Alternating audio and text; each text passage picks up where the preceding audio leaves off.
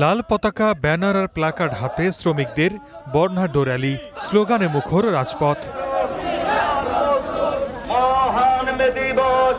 নানা আয়োজন আর দাবি দেওয়ার মধ্য দিয়ে সারা দেশে পালিত হচ্ছে মহান মে দিবস। শ্রমিকদের অধিকার আদায়ে এই দিনটি ঘিরে দেশের বিভিন্ন স্থানে উৎসবমুখর পরিবেশ। শ্রমিক সংগঠনগুলোর উদ্যোগে বের করা হয় বর্ণাঢ্য শোভাযাত্রা ও অনুষ্ঠিত হয় আলোচনা সভা। ন্যায্য মজুরি, নিরাপদ কর্মপরিবেশ এবং শ্রমিকদের অধিকারের দাবিতে সোচ্চার হয়েছেন তারা। আমাদের দেশে চাতাল সেক্টরে, রাইস মিল সেক্টরে 12 ঘন্টা, 14 ঘন্টা, 16 ঘন্টা ডিউটি করানো হয়, কিন্তু তাদের 8 ঘন্টার উপর বেশি পয়সা দেওয়া হয় না, কোনো নিয়োগপত্র নাই। সব থেকে নির্যাতীয় মোটর পরিবহন শ্রমিক, কারণ এদের 8 ঘন্টার জায়গায় 24 ঘন্টা, 48 ঘন্টা ডিউটি করা হয়, কিন্তু খোরাকি বেতন ওই একটাই।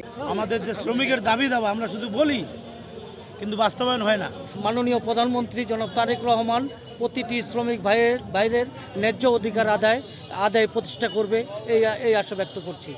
জুলাই গণ অভ্যুত্থানে শহীদদের অধিকাংশই শ্রমিক উল্লেখ করে যশোরে শ্রমিক দিবসের অনুষ্ঠানে জ্বালানি প্রতিমন্ত্রী বলেন, শ্রমিকদের কর্মসংস্থানের জন্য বন্ধ সরকারি কারখানাগুলো পুনরায় চালুর উদ্যোগ নিয়েছে সরকার।